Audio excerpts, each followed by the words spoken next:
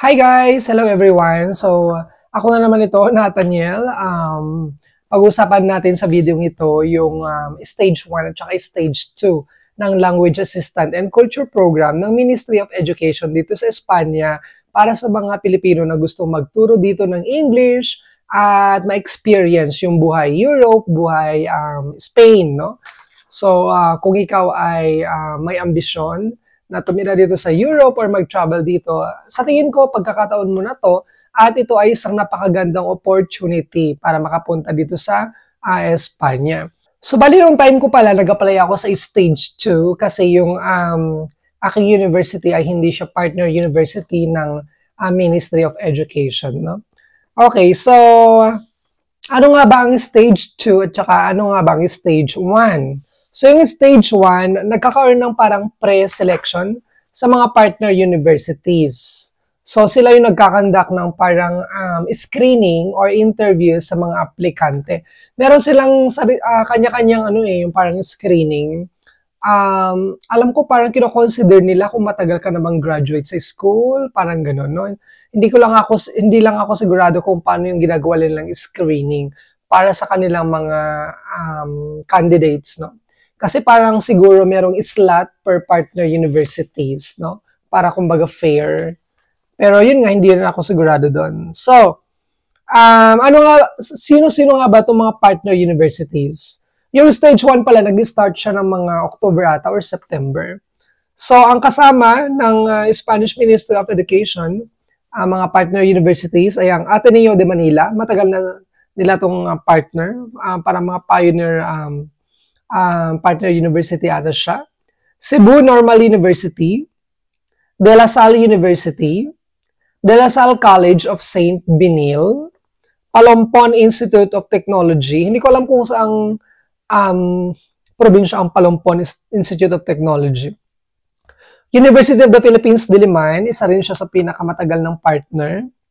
University of Santo Tomas, same, yung mga pioneer universities ata. West Visayas State University, Xavier University sa Ateneo de Cagayan. Ayun nga, ang sabi, kailangan nilang mag-apply kung ikaw ay graduate or current student. Mag-apply lang kayo sa kanilang International or External Relations Office. Okay? Sa Spanish section in Modern European Languages Department para sa mga taga-UST at saka UP Diliman. Okay, i-rephrase lang natin. Para sa mga taga-Ateneo de Manila, DLSU, PIT, Western Visayas State U, at saka Xavier, mag-apply kayo sa inyong International or External Relations Office. Okay? Para sa mga graduate or alumni ng UST, UP Diliman, mag-apply kayo sa Spanish section in Modern European Languages Department. Sa mga taga-UP, sa DEL ata siya. Ayan. Or Center for Academic Linkages para sa mga taga-CNU at sa De La Salle College of St. Benil. Ayan. Parang sila, ito na lang ba yung mga institution na kasama? Parang kukunti na lang pala, no? Or natanggal na lang na kaya yung iba? So, ayun nga, magkakaroon ng pre-selection. October siya nagaganap. Tapos pala yung mga pre-selected na candidates, na-interview din pala siya ng education advisor, pero online sa kanila. Ayan. Kung paano nila ginagawa yung appointment, hindi ko na alam. Baka yung contact person na sa mga universities ang nagkakandak ng, yung nagsiset ng mga appointments siguro. Okay? And then, for graduates, the university will inform them whether they will consider the application or if they need to apply for the Stage 2. Ganun pala yun, no? So, pag nag-open ang Stage 2, mag-open siya sa public na kahit hindi ka graduate sa mga partner universities nila, pwede kang mag-apply. Ayan. Partner din pala ang programs sa Instituto Cervantes de Manila. Pwede silang mag-apply.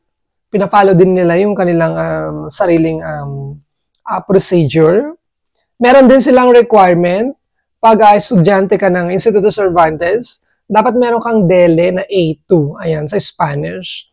Kung paano mag-apply, i-contact nyo lang ang kanilang contact information, CENMNI@cervantes.es. Ayan.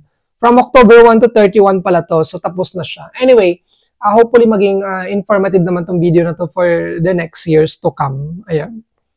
Tsaka kailangan nyo lang mag-provide ng inyong full name, yung course na nai-enroll nyo, at tsaka yung email address. Pagkatapos pala ng October 31, wala na pala. Sorry. Applicants from Instituto Cervantes with higher level of Spanish will be given priority. Ayun. A candidate applying to a partner university cannot apply through Instituto Cervantes. Parang doble-dobling application siguro ito. Baka they're trying to avoid, no? Na halimbawa nag-apply ka na sa, let's say for example, Ateneo, at the same time, estudyante ka ng Instituto Cervantes, so mag-apply ka din sa kanila. Cannot apply, okay? Stage 2, general public, eto nga. Pag hindi na puno yung slot for stage 1, i-open nila yung stage 2. Ang pagkakalam ko, meron ding slot ang Philippines, no? Kung ilan yung language assistant na pwede nilang dalhin or ipadala sa Pilipinas, sa Spain, kasi hindi lang Philippines yung partner country ng Spain, no? From the UK din, US, Canada, Singapore, Australia, India din ata. So yun, meron silang mga partner countries. Okay? So yun nga, so pagkatapos ng stage 1, pag natapos siya, at kung meron pang vacancies, interested applicants will find information on the website. So nandun siya sa website na www.educacionyfp.gov.ph/Filipinas. So yun yung kanilang website. And yung stage 2 kasi hindi nila ma-determine yan. Kung magkakaroon ng stage 2, hanggat hindi natatapos yung stage 1. So basically sa stage 2, any applicants from the Philippines, pwede kayong mag-book ng appointment. Ayan. Check the websites. Normally, naglalagay sila ng information around January or hanggang February siguro, no? Pero parang January, February, tama. Doon sila naglalagay ng information sa website nila kung matutuloy yung stage 2. At remember, kailangan nyo ng A1 certificate to Spanish to apply. Ayan. Para sa mga stage 2 candidates, A1. Paano kayo kumukuha ng A1 certificate? Ang pagkakalam ko sa Pilipinas, ang Instituto Cervantes lang yung exam center or examination center para makakuha ng mga DELE certificate. I'm not sure with the CIELE. CIELE, S-I-E-L-E, kung saan kayo pwedeng mag-exam nun. So, ayun. And nakikiusap din ang Ministry of Education to refrain from sending inquiries about this matter kung kailan mag-open ang stage 2. So, kung mag-open ang stage 2, just check their website. Minsan merong years na hindi siya nag-open. So, unfortunately, siguro pag napuno ng slot, no, from the partner universities, hindi na nga siya mag-open. So, yun, halimbawa pag nag-open siya, yung stage 2, sobrang pabilisan yan, mag-book kayo ng appointment. Yung A1 na certificate, hindi ko alam kung kailangan mo yon at the time of interview or possibly on a later date, I'm not sure. Ano pa ba? There are no special intakes for any other dates and withdrawals not covered. So, yun lang. So, medyo pahirapan na actually ngayon ang pagpasok. Tapos, ngayon, 2 years na lang yung maximum years ng pagiging isang language assistant dito sa Spain. Dati kasi nung time namin, 3 years nun. So, ayun, 2 taon na lang siya. So, maganda siya, madaming perks and benefits of going here. So, yun. Most importantly, immersion and learning Spanish and traveling as well. So, yun lang. Kung meron kayong question, you can comment down below.